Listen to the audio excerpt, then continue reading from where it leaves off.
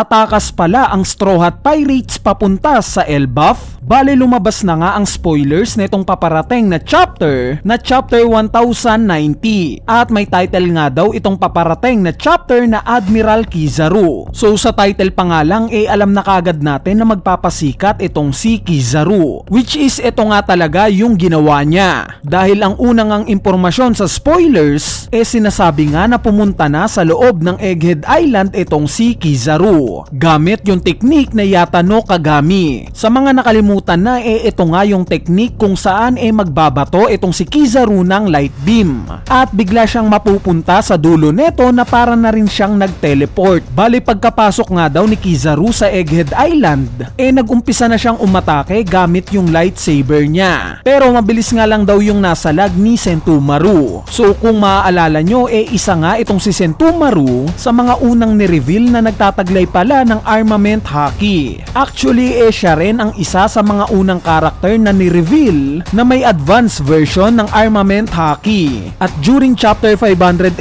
nga nung time ng Sabudi Archipelago arc sinabi niya na siya daw ang may pinakamalakas na depensa sa buong mundo nung time na na-block niya itong atake ni Luffy. Pero alam naman nating lahat na self-proclaim niya lang ito dahil in chapter 1069 nga hindi niya nadepensahan itong atake sa kanya ni Rob Lucci. Kaya naman itong pagsalag nga niya sa lightsaber ni Kizaru sa tingin ko nga na may holdback na nagaganap dito. Nag-holdback itong si Kizaru na wag patayin itong pamangkin niya. Anyway, ang sumunod na impormasyon nga sa spoilers sinasabing nagkatawagan na daw gamit ang Dendenmushi Snail itong sila Luffy at Saturn. Habang nangyayari nga daw ang tawag na to as usual. Sinabi nga ni Luffy kay Saturn na siya daw ang magiging hari ng mga pirata. Dagdag impormasyon pa nga na habang nag-uusap daw itong sila Luffy at Saturn nakikinig daw itong si Big News Morgan. Kung maaalala nyo sa last chapter sinabi nga ni Saturn kay Vice Admiral Doberman na wag daw ipaalam na nandito siya. At dahil nga sa alam na ngayon ni Morgan na may Gorosei sa Egghead Island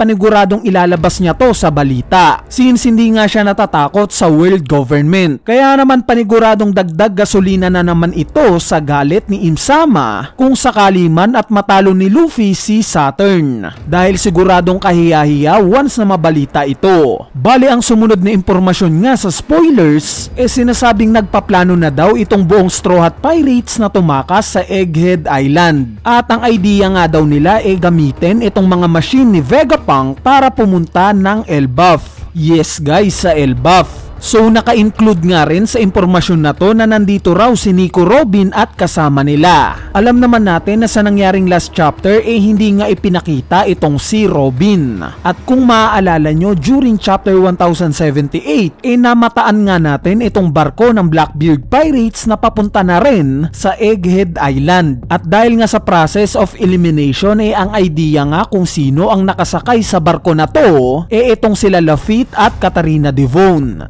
Since silang dalawa na nga lang ang hindi pa nag-a-appear sa Blackbeard Pirates at hindi pa natin nakikita. At dahil nga sa ang kakayanan ni Katarina Devon kaya niyang makapanggaya ng kahit na sino, ultimo yung damit na suot nagagaya niya, masasabi nga natin na walang safe ngayon sa Egghead Island. Kumbaga kahit na sino ngayon sa Egghead Island possible na si Katarina Devon na. Pwede ngang isa na siya sa mga satellites ni Vegapunk, isa na siya sa mga CP0, or isa na siya sa Straw Hat Pirates. At sino ba ang pinakamahalagang karakter sa Straw Hat Pirates? Diba si Nico Robin? Kaya naman hindi na nga ako magtataka kung at some point palihim na palang na-infiltrate ni Katarina Devon itong Egghead Island. Sa part naman ng idea na pagpunta ng Straw Hat Pirates sa Elbaf I'm sure na matutuloy na talaga to. Dahil sa recent chapters nga napag-alaman natin na paalis na dito yung Red Hair Pirates. Since nakuha na nga nila yung pakay nilang mga poneglyphs kay Eustace Kid.